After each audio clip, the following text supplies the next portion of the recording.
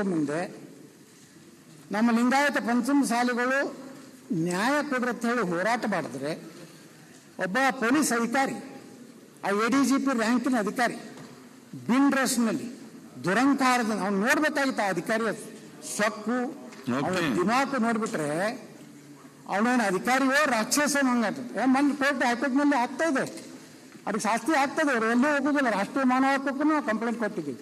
ಅವಾಗ ಗೃಹ ಮಂತ್ರಿಗಳು ಹೇಳ್ತಾರೆ, ಏನು ಅವ್ರಿಗೆ ಮುತ್ತು ಕೊಡಬೇಕಾಗಿತ್ತ?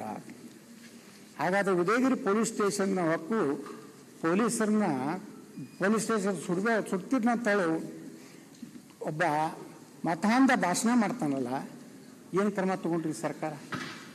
ಏನು ಕ್ರಮ ಏನಾಯ್ತು?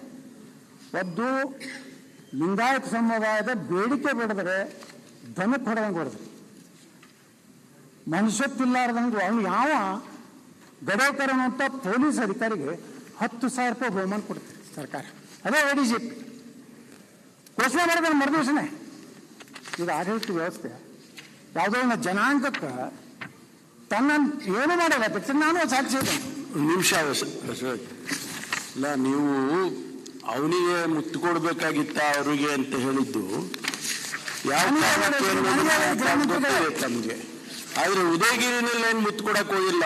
ಅವನಿಗೂ ಒದ್ದು ಹೊರಗಡೆ ಹಾಕಿವಿ ಎಷ್ಟು ದಿವಸದ ಮೇಲೆ. ಹೌದು, ಅವ್ನು ಸಿಗ್ಬೇಕಲ್ಲ, ಹೋಗ್ಬೇಕಲ್ಲ. ಅವ್ನು ತಪ್ಪಿಸ್ಕೊಂಡು ಹೋದಾಗ ಅವನ್ನ ಹುಡುಕಿ ಎಳ್ಕೊಂಡ್ ಬಂದು ಅರೆಸ್ಟ್ ಮಾಡಿ ಅವನ ಒಳಗೆ ಬಹಳಷ್ಟು ನಮ್ಮ RSS ಅವನ ಮೇಲೆ ಕಾನೂನು ಕ್ರಮ ಪ್ರೆಷರ್ ಮಾಡಿದ್ವು. ಪ್ರೆಷರ್ ಅಲ್ಲಿವರೆಗೆ ಈ ರಾಜ್ಯದಲ್ಲಿ ಕಾನೂನು ವ್ಯವಸ್ಥೆ, ನಾವು ನಿಮ್ಮ ಬಗ್ಗೆ ಗೌರವ ಇದೆ.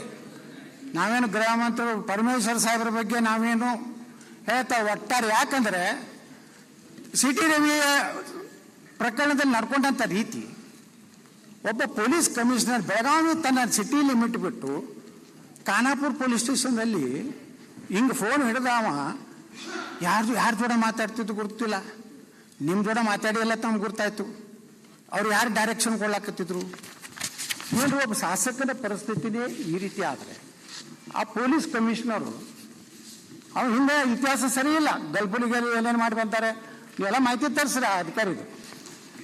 ನಾನು ಯಾವುದೋ ಅಧಿಕಾರಿಗಳ ದ್ವೇಷ ಮಾಡೋಂಥ ಅಲ್ಲ. ನಾನು 30 ವರ್ಷ ರಾಜಕಾರಣದಲ್ಲಿ ನನ್ನ ಜಿಲ್ಲೆಯ ಯಾವ ಅಧಿಕಾರಿ ಕೇಳಿದ್ರೆ ನಾ ಏನಾದೇನೋ ಗೊತ್ತಿದೆ. ಆದರೆ ನಾ ಇಷ್ಟೇ ಹೇಳೋದು ಗೃಹ ಮಂತ್ರಿಗಳೇ, ನೀವು ಕಾನೂನು ಪ್ರಕಾರ ಇವತ್ತು ನಲ್ಮೇಲೆ 41 ಕೇಸ್ ಅದಾವೆ. ಕಾನೂನಾಗ ನೀವು ಹಾಕ್ತೀರಿ, ನಮ್ಮ ನ್ಯಾಯಾಲಯದಲ್ಲಿ ನಮ್ಗೆ ನ್ಯಾಯ ಸಿಗ್ತದೆ. ಇಲ್ಲ ನ್ಯಾಯಾಲಯ ಇರ್ಲಿಕ್ಕಂದ್ರೆ ನಾವು ಖಾಯಂ ಜೈಲಿನಾಗ ಇರ್ಬೇಕಾಗ್ತಿತ್ತು, ಹೊರಗೆ ಬರ್ಲಿಕ್ಕಾಗ್ತಿದ್ದಿಲ್ಲ. ಆ ಪರಿಸ್ಥಿತಿ ಇರಲಿ.